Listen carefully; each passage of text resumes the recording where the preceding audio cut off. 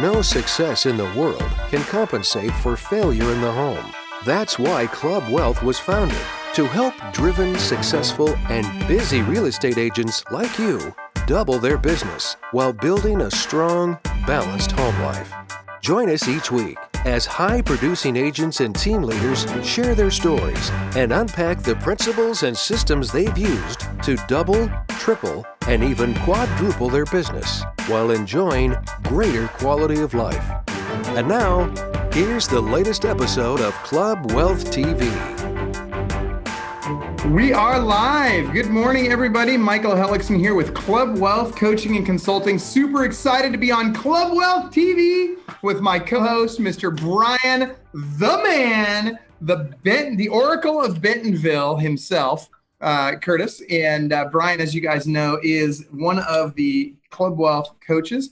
And Brian is a fantastic individual who literally does over 300 transactions a year in the hustle and bustle and metropolis of Bentonville, which is awesome because there's only 340 houses there. So apparently he sells most of the houses more than once a year. So that being said, super excited to have Brian with us. We've also got today with us Coach Marine Yu, who's also a Club Wealth coach and a former police officer. So boy, this guy kicks butt and takes names in all kinds of different ways. And today he's going to be teaching us, and we're going to be chatting about building and boosting your online lead generation sources, which for those of you who are already doing online leads know how important it is. If you're not already doing online leads, you need to be. It's really, really important that we be diversifying our lead generation across multiple platforms, multiple sources, both online and offline. And so today we're just going to talk about online and how to boost that. So Marine, welcome to Club Wealth TV. Appreciate you being here. Yeah, I'm really glad you took your time out of your day to do this. Before we get started, I just need to put a shout out to our sponsor really quick, which is WiseHire. And I got to say, with WiseHire, what's really cool about WiseHire is literally this last week, we did an ad out on WiseHire for several different positions on our team.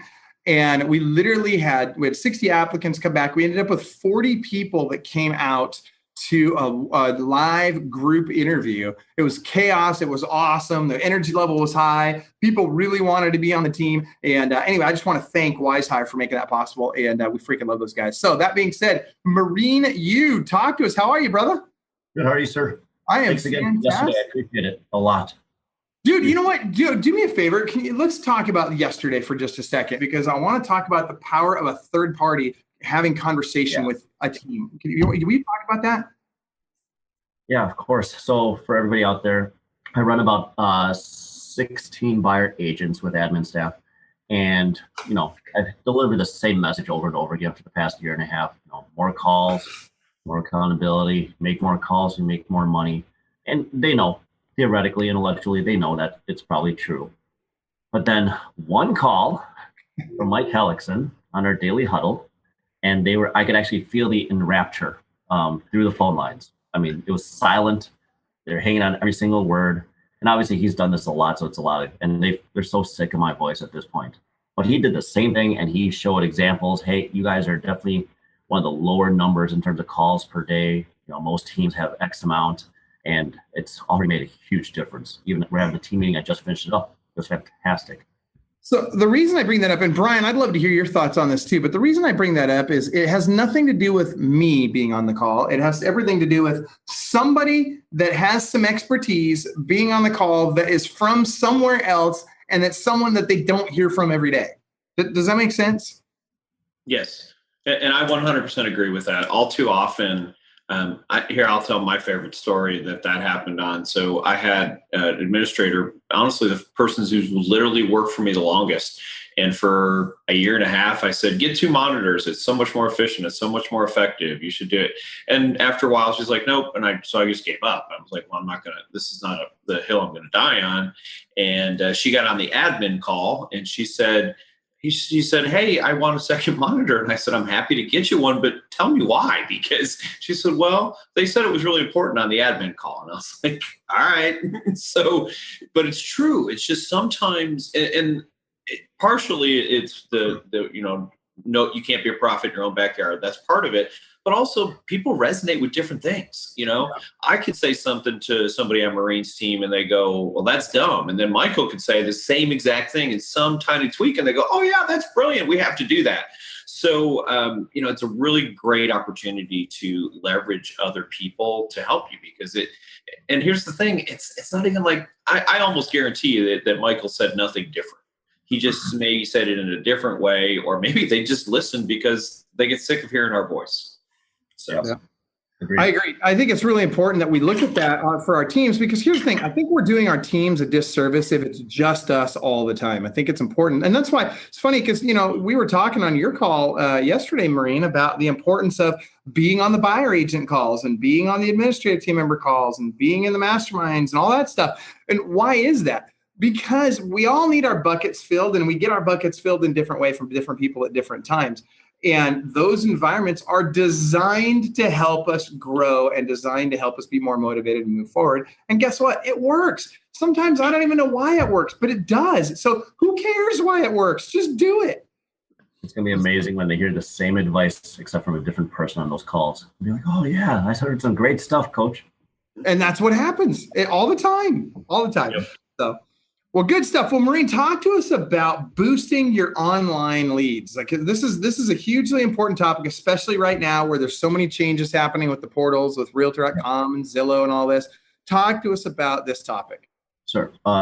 Reader's Digest background. So we were one of the first in Wisconsin to actually go into Zillow in 2006. So we have a little bit of a decent base to talk about this. So our realtors. So right now, the main ones that we're dealing with right now for online leads are Realtor, Zillow, and OpCity, of course. We get a little bit of Trulia, but obviously they're owned by one of those companies.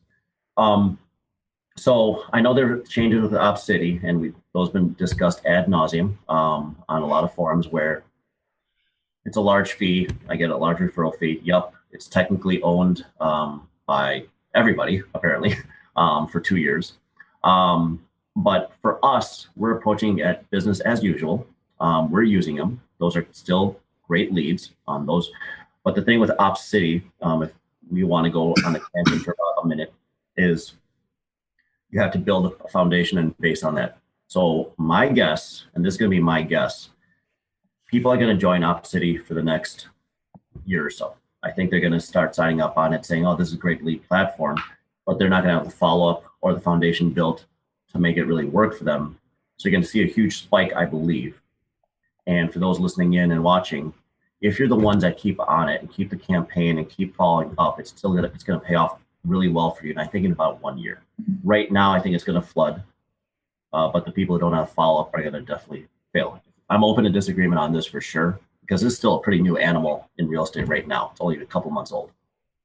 Yeah, I'll completely share on that. So, the choice of whether to do OpCity or not, I don't think that's the purpose of this call. So I'm not going to go into whether it's a good idea or a bad idea. But let's just assume for the sake of argument that you're going to do it. And if you're going to do it at a high level. And I think that that's just a good rule of real estate. It's a good rule of business, a good rule of life.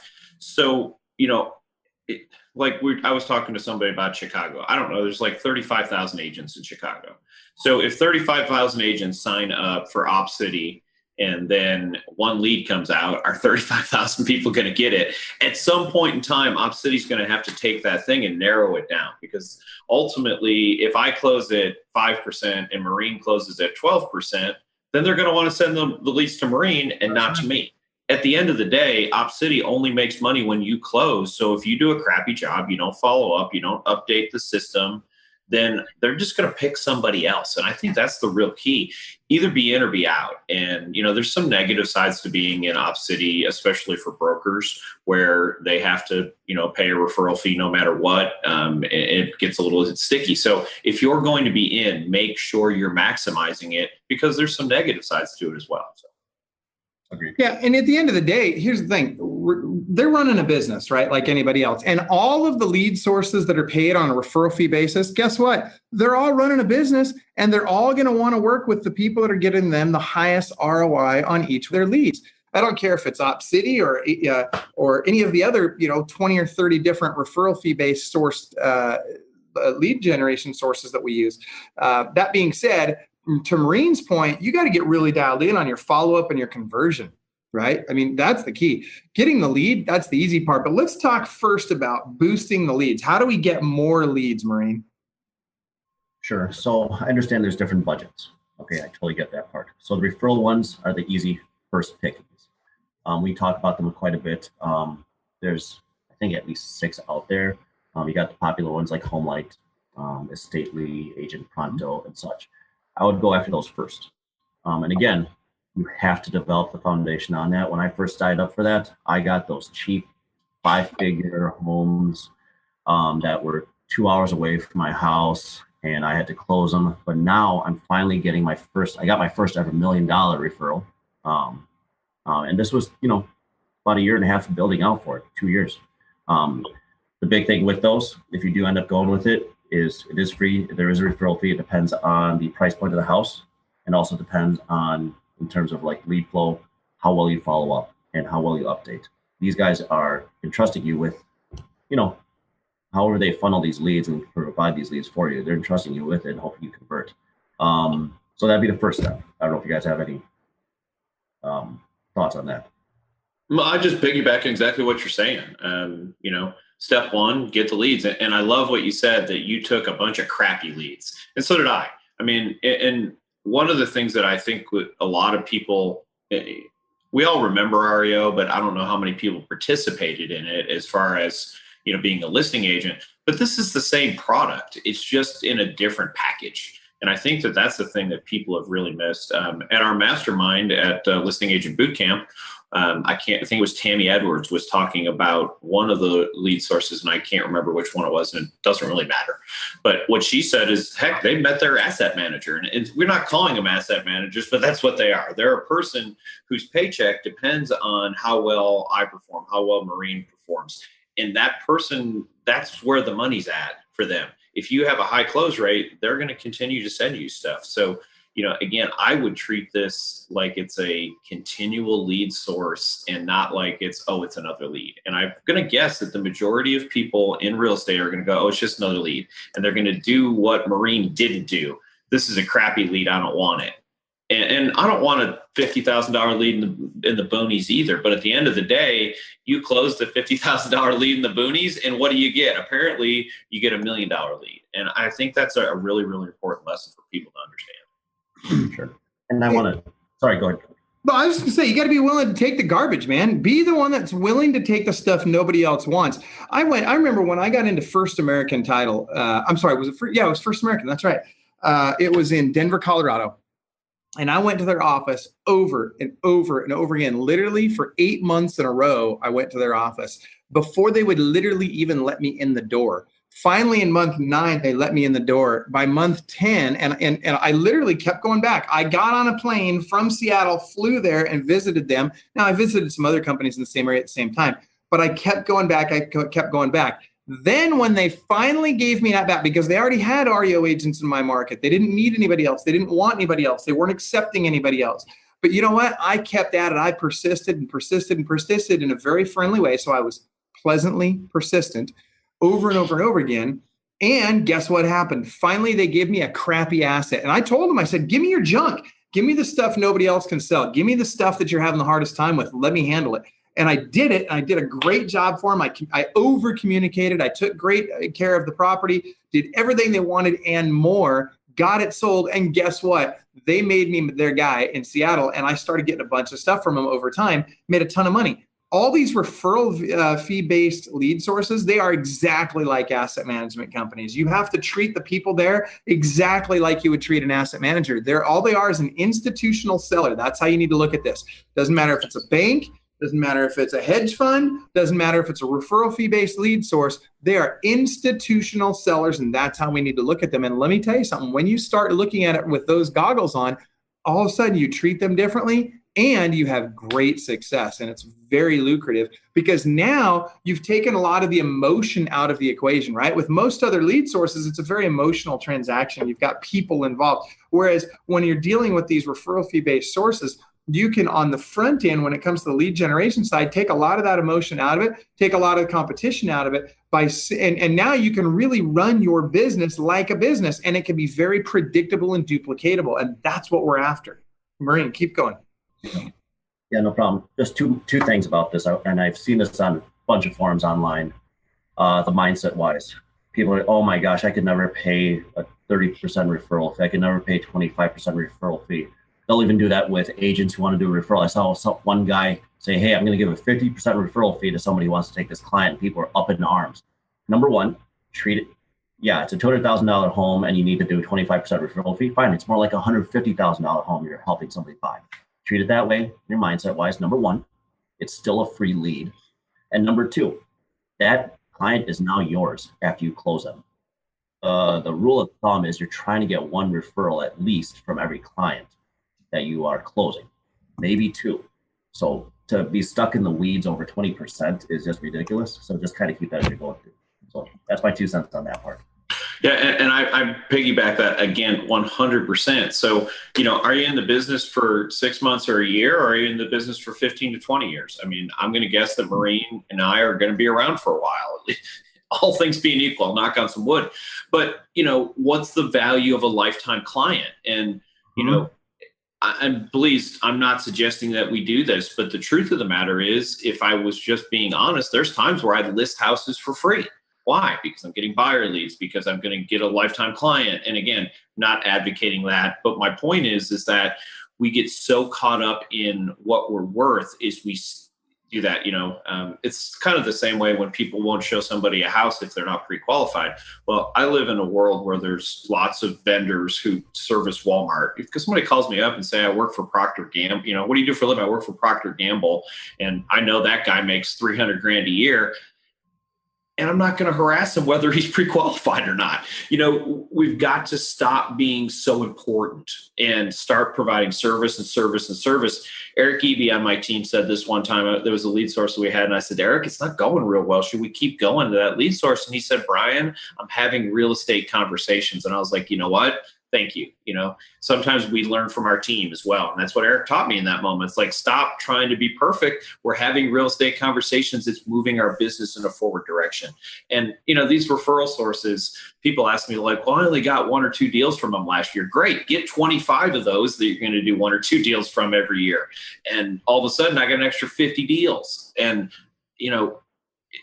don't give up, and here's another thing. And I think, Maureen, you can talk to this. What happens over time with these referral sources, Effective Agents, UpNest, HomeLight? Have you seen, as you've done more and more, that it's kind of like a snowball effect? That's what I've seen. So I don't know what you. Before you answer that question, Maureen, I want to ask a question to the audience, and then I want you to answer that question. So, audience, if you would do me a favor, I want you guys all to type in right now. If you will, how much will you pay? How much are you willing to pay in terms of a percentage of the sales price? How much are you willing to pay in a referral fee, and what market do you serve? I'm asking this for multiple reasons, but I'm curious. For everybody watching this right now, type it into the comments and into the post here. How much will you pay as a referral fee, and what market are you in? Maureen, go ahead. Sorry for the question. So, yeah, foundation. Sorry, the snowball effect. Yes, definitely depends on the season. At least in Wisconsin, in some cases, but there are some times that. It'll go hot and cold for some of them. So that's why it's good to have multiple sources. Both of you keep talking about having 20 to 25 different sources. So these referral-based ones, sometimes HomeLight is fantastic.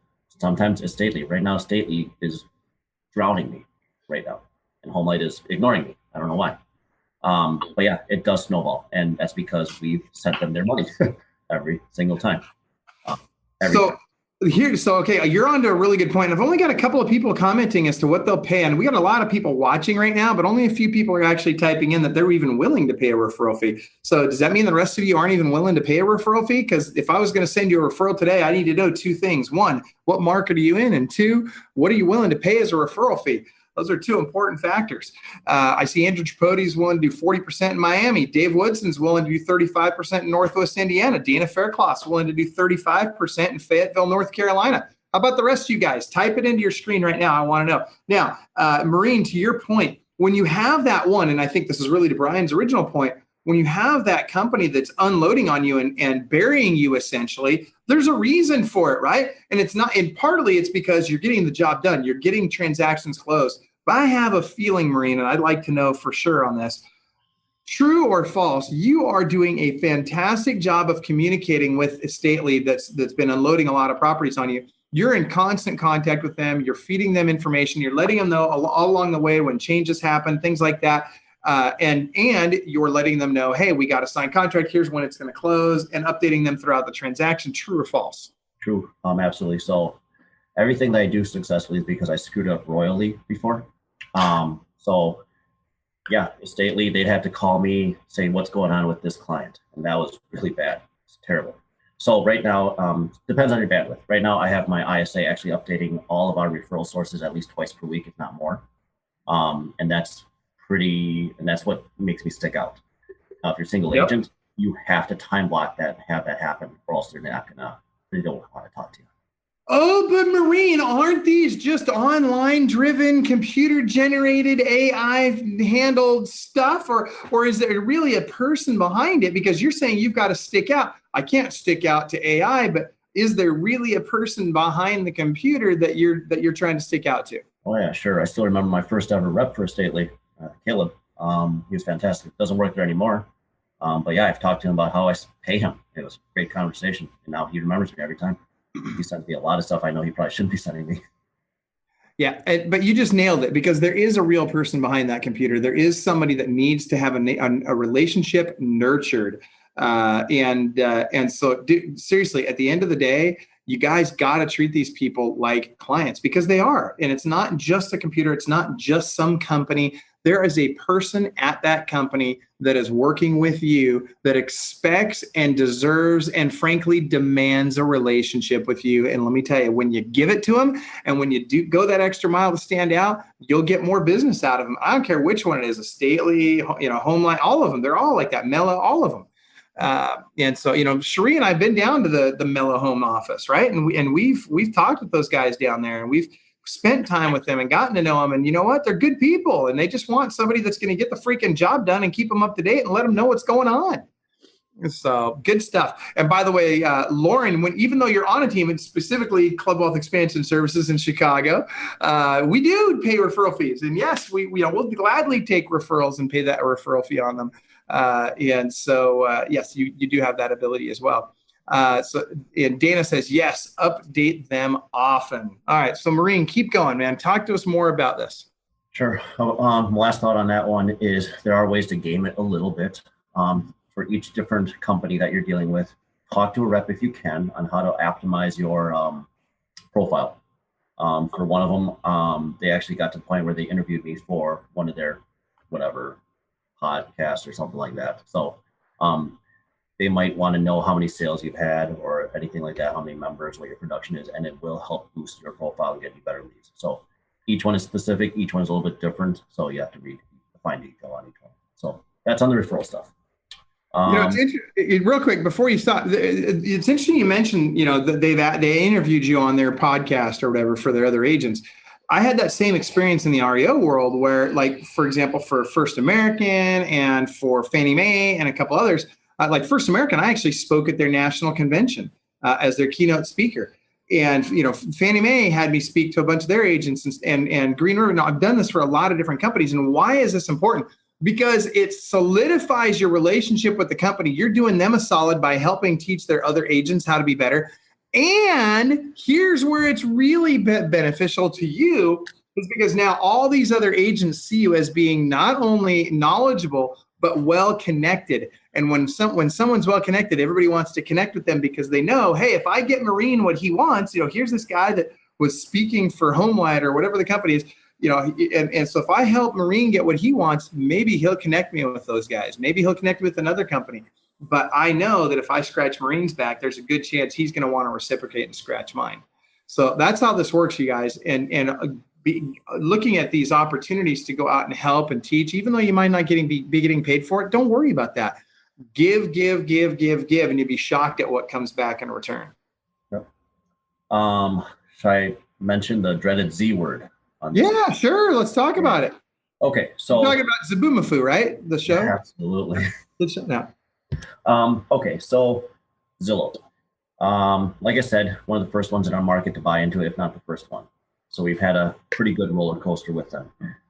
With the new model that they're having right now, with the Premier Agent Connect and all that, and some of the adjustments. For a team, I can understand it. As a single agent, I would advise a tiny bit of caution on it, because the outlay versus the return may not work for you depending on it. So little tips or things if you do end up going into it. So, and this could go on for days on talking about this. If you see a zip code that you're being peddled and nobody else wants it, there's probably a reason. There's a really great suburb in Madison, Wisconsin area that nobody wants to buy for some reason, or they offer it to me all the time. And what we realized is that depending on the community, they probably will connect with you and click on your profile just to get information, but they typically have their own realtor in play already. And no amount of scripting you're going to have is going to convert that. We must have spent a lot in 1 year and got almost zero return on it. It was a painful lesson. So if you are going to go for it, target the zips that are cheaper, because your ROI on that is going to be astronomical, which is how we make it work for us right now. But otherwise, it is not as effective as it once was because of the direct connects. So I want to ask both you guys, because I've always been a believer that I want more bodies that can refer me. So I would rather do 4 $250,000 transactions than $1 million transaction. Now, I hear a lot of people argue with me about that and tell me I'm foolish for that. And so I'm open to whatever you guys have to say about it. But that's always been my mantra. What do you guys think? Good, Marie. Okay, for $250K every single day. I have the 1 million right now, and that's going to be on the market for 2 years, and I'm not going to get really any buyer leads off of it either. The amount of leads you're going to get off of that $250K, which goes like hotcakes in my market, is immense. Plus, a wise man once said, "A sign in the yard." ... So, yeah, that is 4 easy leads right now, lead sources. And I completely agree. I'm gonna frame the question a little bit differently. So, would you rather have your average sales price, or would you rather have 4 to 5 times your average sales price, which is in essence what you're saying? Because there are markets that are like $1 million. That's below my average sales price. So I just want to kind of bring that out there. But what Michael's suggesting is, do you want to do the high end luxury, or do you want to do the middle of the road? Again, I'm with Marine. Give me 4 250s, and then I'll create 12, 13 transactions out of that. Over time, even more and more and more. And so, a lot of people, as we're talking about online leads, they're all complaining, well, this lead, and I don't want to do this. And there's all this crazy stuff going on. Here's the thing: build internally. The more transactions you do, the more people you meet, the more opportunities you have to continue to have real estate conversations. So again, give me a $100,000 transaction. Do I really like those? No. But that being said, as an agent, one of the things you should ask yourself is, am I at capacity? So when I start to become picky or not picky is, I'm working with $100,000 buyers. Okay, I'm at capacity. Maybe I can draw that back and work with 6 $250,000 buyers, whatever the key may be. But just stop trying to do this. When I owned a brokerage many years ago and I didn't have time to work all the leads that came in, I would give people at the time. So our average market price at the time was about 150, and I would get $80,000-$90,000 leads, and I would offer them to people. And I'd offer them to 4 to 5 people before someone would take one. And I wasn't asking for a referral fee. I owned the brokerage, so I was going to get my cut by doing that. Oh, I'm too busy for that. I'm too busy for that. I'm like, you closed 12 transactions last year. How can you be too busy? So more is better. And I know that sounds like a really stupid thing to say, but really focus on quantity, and the quality will count. You'll trip over the quality. And my favorite story is the $30,000 house that I sold that is equated to over $10 million in sales. And as a matter of fact, I closed a transaction on that, a referral from that last week, and I've got another house listed from that. So that 10 million, it just keeps getting bigger and bigger because that grows, and those people have grown to know me and love me. I almost hate to lose. At some point in time, I'm not going to be able to sell any more houses. I'm not sure what I'm going to do. So. It's funny. I talked with someone just the other day that, they're in California. They sold 6 transactions here last year and made a couple $100,000, $250,000, something like that, selling their 6 houses, which is awesome for them, but here's the reality. Reality is when I have when this year is 6 transactions and that results in 100% of my income, if I have even a little hiccup next year, all of a sudden 30% or 40% or 50% or more of my income just went away. I'm with you guys. I want those referral sources. I would rather have 50 people at $100,000, all of whom I've delivered great service to. Because guess what? In that price point, especially in the entry level price points, people aren't treated as well as they should be by most agents. They're not given the respect that people give the $1 million sellers and buyers. And guess what? When you treat them just like they were $1 million buyer or seller, all of a sudden now they become a raving fan. They refer the heck out of you. Their friends refer you. And look, that's a great business. I would rather have a massive tribe referring me over and over and over again because I take great care of everybody than have a handful of really high-end people referring me if I'm lucky. So, all right, Maureen, keep going. Take us down this road further on the whole boosting our online lead generation sources. Sure. So I'll touch on follow-up a little bit here. So I love not trolling. I love creeping the forums online. I love hearing about how online doesn't work, and I never ever disagree because I don't want people buying it. Right? I'm just to be really honest with you. So we've all seen the stats. Hopefully, we've all seen the stats. If you don't get them on the first call, you can probably get them on calls 8 through 13. There was a different agent in my previous brokerage that got hold of a client on call 53. All right, so that's impressive. Yeah, that is impressive. That's got to be some kind of record. I usually give up after 27, so 53 is pretty impressive. Exactly. So the follow-up is important. There's another avenue, and this is going to be hard for a lot of people to do. I don't mind giving this up because implementation is almost never happened, but the triple down. So when you do get that first lead, if you make that 3 calls right away, that gets a lot better response rate than 1 call, and then following up on the next day on whatever random time. If you can set up an email and text campaign, we all know about the different vendors that we have that Club Wealth have vetted. That helps a lot. So that the only thing you have to concentrate is on the calls. But you have to make the calls. If you do 1 call and you give up, or even 2 calls, and you're competing against me or my team, we're going to get them. So that's what you got to have in your mindset. And then your scripting has to be pretty much on point. So I don't know what people do to flex or exercise or anything like that, but the role playing, I know it feels silly and it feels kind of dumb sometimes, but you don't even need a role play partner. There are times when I transitioned from my previous career and I was driving home, people would be staring at me as I was driving because I was having a conversation with myself, and that matters a lot. I will say that actually more than anything else helped get more smooth as I spoke with people. I replay these objections in my head. I wish I could have said this instead. Oh man, I'm such an idiot. And so on and so on. I don't know what you guys end up doing for role play. Well, right now we're doing it every morning on the Tier 1 Daily Huddle. We've actually added role play as a component there. So the first half of that call from 7 to 7:15 Pacific every day is now traditional huddle type stuff where they're talking about, how many transactions you closed, doing a little bit of education, all that kind of stuff, holding them accountable, that kind of thing. And then the last half of that call, they very quickly, Coach Jeff Moore, shout out to Coach Jeff Moore. I appreciate him really taking the reins on this, and all of the coaches that work on those Tier 1 huddles that do those every day, tirelessly every day. I appreciate you guys. That being said, now what they're doing is they're doing at about the 15-minute mark, they're doing a quick little, hey, here's a script. Let's memorize this script. Here's an objection handler. And then they break into breakout rooms and they do role play. This is every single day. And so we invite buyer agents and listing agents and everybody in Club Wealth, that are clients, of course, or on teams that are clients to be a part of that. And they get daily role play. I think it's important. I think that makes a big difference for a lot of people because I think for most people, one of the reasons they have call reluctance is they're afraid they don't know what to say, or they're afraid they're going to get an objection that they don't know how to handle. And they're not confident is really what it comes down to. And we need to be confident. We need to be able to be so confident that we know we can handle any situation that's thrown at us. And if something new comes our way, we just laugh it off. It's no big deal. I don't know. Brian, what are your thoughts?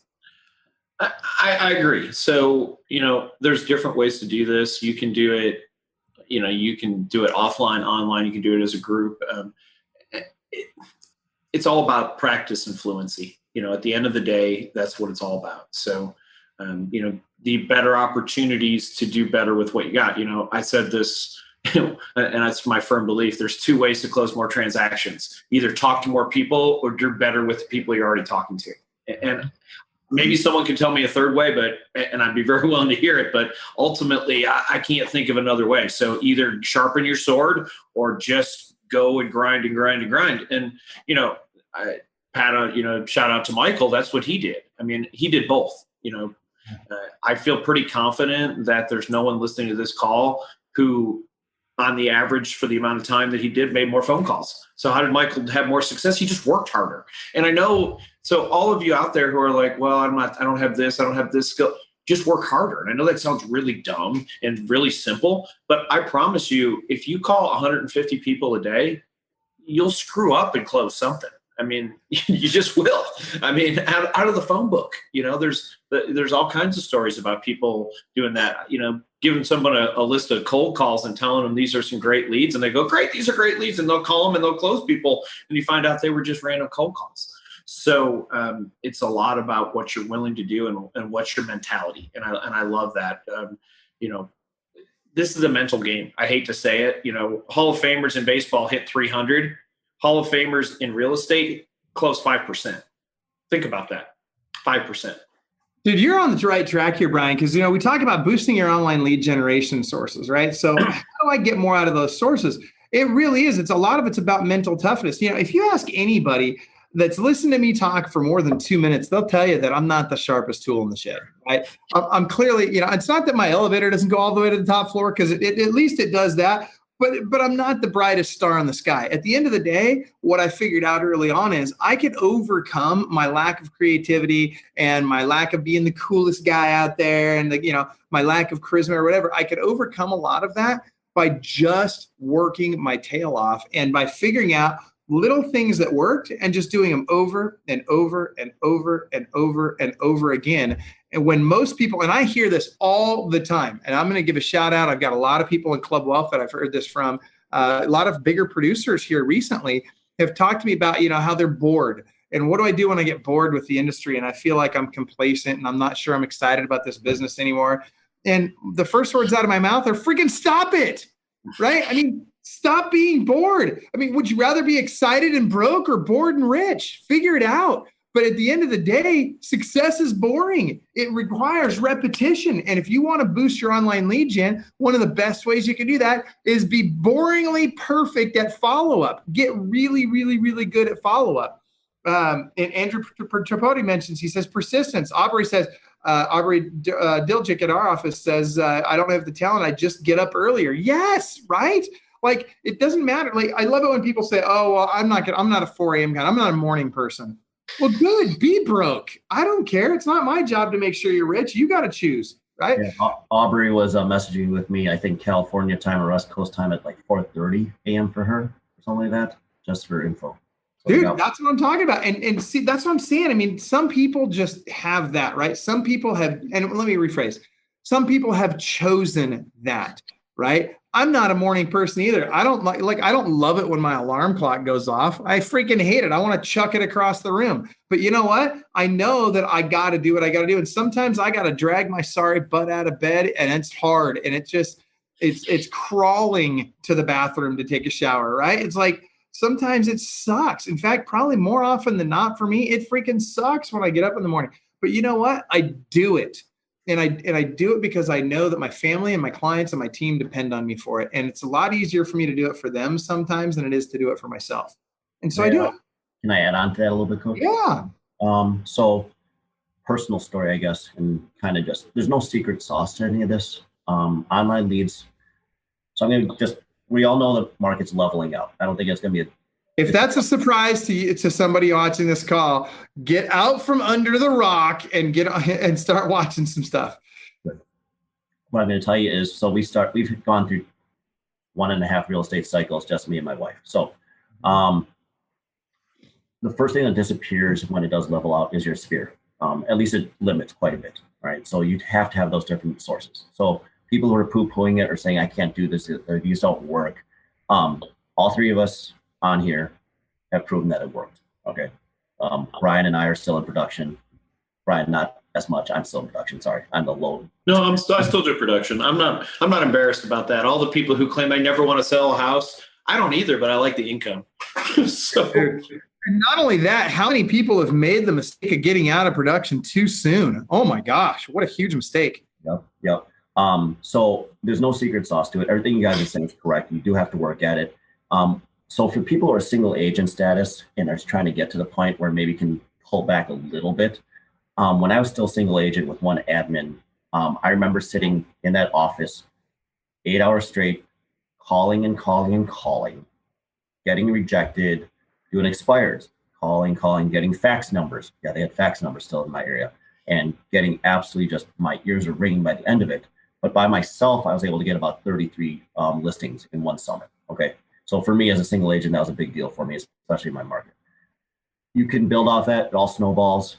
The reason I like online leads is because they're a great listing leads resource as well. People who have to buy, I'd say about 50% of them own a home, even if they don't think they want to sell. So it's still worth it. Every time you hear somebody who says, oh, it doesn't work, for goodness sakes, talk to somebody who does make it work and pick their brain at it. Everybody does a little bit different. Brian, I know he does a tiny bit different than me, but everybody makes it work. So the work is, if you put the work in there, that's just the takeaway. Put the work in there and it'll happen. Yeah, you're absolutely right about that. Oh, go ahead, Brian. So just, online lead generation is kind of what we're talking about. Here's something that for anyone who's been in the business for more than 3 years, and I'm going to make a couple of assumptions with this statement, you should have old leads, for lack of a better way to put it. Those people who you called 53 times, which is very impressive, but those people you called 5 times, let's be realistic, that you haven't contacted in, 6, 12, 18 months. So it's amazing when you watch new people come on our team. So on our morning huddle yesterday, one of our relatively new agents to our team said, yeah, I was making calls yesterday, and we have a minimum number of calls that we have to make per week, not necessarily per day. But she had a bunch of work to do at the end of the week. And she said, so I made 130 phone calls yesterday, and I set an appointment with somebody who was 3 years old. 3 years old. So what we have this weird thing with online leads is the new ones are great, the old ones suck. The truth of the matter is it's honestly the opposite. Yep. Understand that, and this is something that we haven't talked about today, but just a little thing that I talk about all the time is intent. So when I woke up this morning and decided to go look online and I ended up on Marine's website, there's a real good chance I haven't spoken to my spouse. There's a real good chance I haven't spoken to a lender. There's a real good chance I haven't even talked to myself. It just somehow I was on Facebook and I was like, oh, houses. And that doesn't mean that person's a bad lead. It just means they're not a great lead today. And I think that's a thing that people really need to look at. If you're going to do online leads, it's not about today. It's about the future and nurture and nurture and nurture, because there's a real good possibility. Realtor.com has gone away in some markets. So those are the more right now leads. So what are we doing? We're going to fish upstream. We're going to get those leads before they become a realtor.com/OpCity lead. We're going to, become their friend. We're going to nurture them. And 3 years later, they're going to buy a house. So if you're in this short term, it's not going to work. I'm not saying some of the short term stuff doesn't come up, because it does. I mean, there will be a YLOPO lead that we'll call sometime this month. They'll say, yeah, I want to go look at houses this week. But the majority of them are 6, 8, 12 months out. So understand that and then embrace it instead of talk about how it sucks. So let me ask you guys this. What are the ways that I can get right now, today, more online leads? If I just want to get a higher volume of online leads, what can I do right now for not a lot of money? Sure. There's a couple of different things. Obviously Facebook, but there's Facebook constantly changing their algorithms, and we're still trying to adapt to it. It was a pretty good source for us, but obviously those are a little bit longer term nurture. If you want immediate, Realtor.com is, again, you have to be more strategic on purchasing those leads, and obviously some of them are disappearing. They have not hit us. It might be a year before they hit us in terms of disappearing. So we're going to take advantage as far as we can. Z buyers, one thing we have not discussed yet. I know in some markets that it is maybe not as, at least according to them, not as effective. For us, it is, and maybe it's just the way we're dealing with it. Michael, you have a great script that you give to a lot of people for leads like Candy and Z buyer, but they give a good volume. If you're looking for volume and immediacy, I go on plenty of listing appointments just off of ZBuyer alone. So that's my answer to yours. So, and here's the thing with ZBuyer too. So, if you've got a new agent on your team, we're talking about role play. It's great to role play with someone who doesn't have the script. So ZBuyer leads, I think I pay $279 a month. I probably get 50, 70, somewhere like that. The reality is, for agent 1 calls them and they blow them off. Great. Agent 2 call them. Agent 3 call them. We don't care. Again, most of these people aren't ready anyway. So go through those and do that.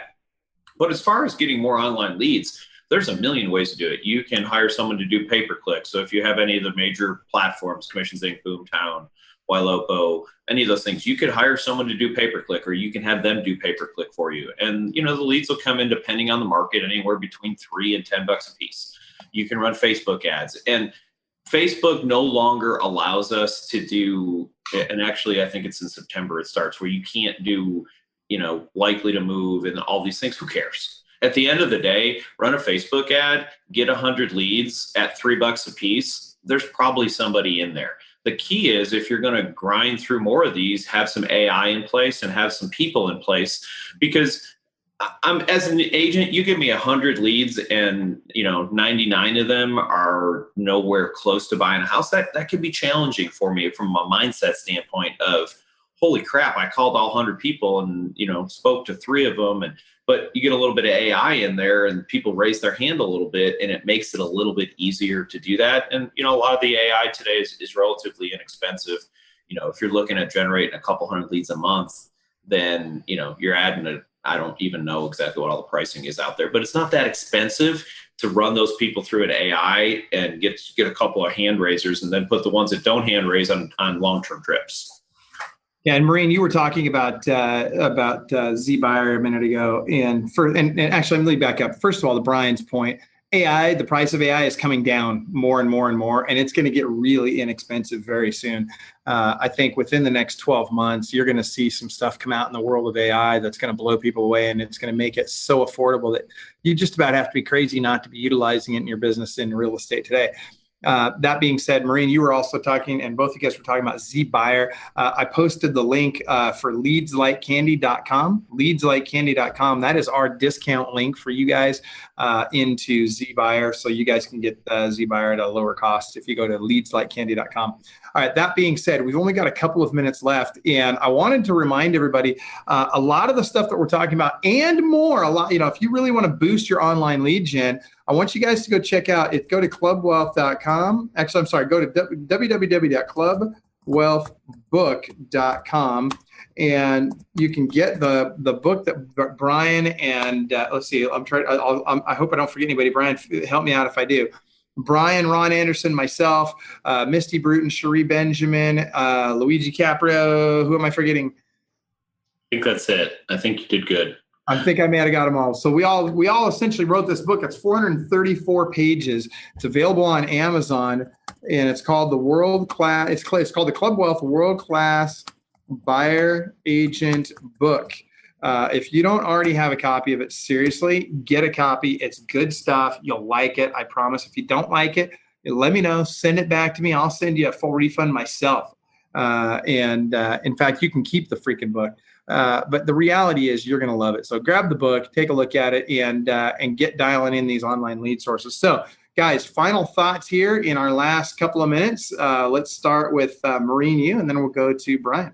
Yep, and I forgot I want to mention this. If you guys, whatever CRM you do have, make sure you use it correctly, because if you talk about boosting your online leads, if you label everything correctly and you have this option of sending out mass emails to your contacts, whether they're 3 years old, 2 years old, or fresh, about coming soon listings, that is going to be the one nugget that I'm going to impart to everybody that's listening that has created or reactivated dormant leads more than any other option that we have. Yeah, that's huge. Having the right CRM in place is very important, guys. We've been talking about this a lot lately. If you're not sure which CRM you want to go with, go to clubwealth.com/CRM. And on the way, as you can tell, we got a lot of great resources for you on the website. But go to clubwealth.com/CRM, and there's some discussion about different CRMs and some of the features of each and a comparison of the features there. So that being said, Maureen, tell us, aside from the CRM and from, you gave us a little bit of scripting when that lead first comes in, or when you've got those old leads that you want to revive, what is your last or most important, if there's one takeaway you want people to get from today, what would it be? Yeah, so real estate is very, very simple, but it is not easy. Anything that you do right now will pay dividends. Don't look for that immediate gratification. I know we're real estate agents and we want that. This has taken me 2 years to get to the point where I am at right now, but it can happen extremely quickly, and less than that, frankly.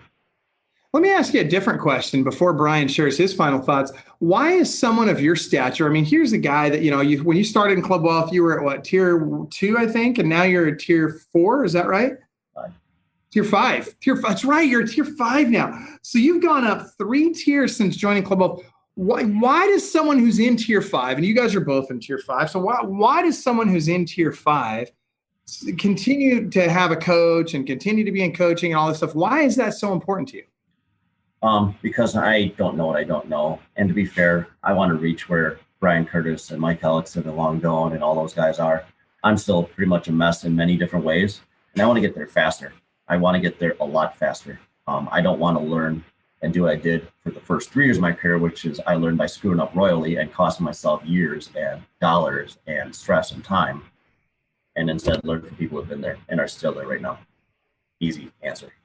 Yeah, that's huge. I love that. I love hearing that. And thank you for that. And dude, we love you. And thank you. I can tell you, thank you. Not only for sharing with us today, but for being a Club Wealth coach. It's, I tell people it's a calling. It's not a job. It's a calling. And the reason I say that is because it really is, right? I mean, people are coaches for a lot of different reasons, but I think by and large, the common denominator is we don't do it for the money. We do it because we care about people and we actually really want to help people out. And at the end of the day, we get as much out of being a coach as we do by being coached, and both are important. So thank you for giving back in that way. Brian, back to you for final thoughts. I'm going to have 2 final thoughts. I'm going to piggyback on the coaching thing. Success leaves clues. Basically, what that means is don't be like I was and trying to figure everything out by yourself. Go out, find someone, again, Club Wealth's obviously a pretty good resource for that, and copy what they do. And, have them hold your hand, because the biggest problem in our industry is not lack of information. So, in case anyone's wondering, there's a whole bunch of information on this really weird place called Google. So information is not what we're lacking in 2019. It's the application and how to apply that. And so I think that is really important. And I've actually got something, you said this earlier, and I wanted to, say this, how much I think this is important. I've got a sign in a post, it's a thing in my office that says that the secret sauce is there is no secret sauce. And I 100% believe that. Here's the thing, guys, I'm all about shortcuts and doing it easier. If you know a way to go make millions of dollars without any effort, please let me know. I've looked, I promise, and I can't find it out there. So it seems to be the formula, or the secret sauce is work really hard and follow people who are doing it right. So, follow people like Marie and Michael. They understand what they're doing, and that's the quickest way to get there, in my experience. I love it. That's fantastic. I cannot thank you guys enough. Seriously, thank you for being here. Everybody that's watching, thank you guys for watching. Do me a favor, type in the comments here, what's the biggest takeaway you each got out of today's call? What is the one takeaway that you want to remember and you want to implement in your business? Just type it in. For 2 reasons. 1, because when you type it in, you'll deepen that. It'll help you retain that at a deeper level. And 2, because it will also help show other people kind of the big takeaways that you got out of today's call. So it would mean a lot to me. I'd appreciate it if you do that. And if there's somebody that you think could benefit from watching this video, please tag them in it and hit the share button and share it out to your friends. I appreciate you guys being here again. My name is Michael Hellickson with Club Wealth Coaching and Consulting. And remember, guys, inside each one of us, there's a world-class beast literally just dying to get out. We got to choose to unleash that beast. So go do something world-class today. Take care, everybody.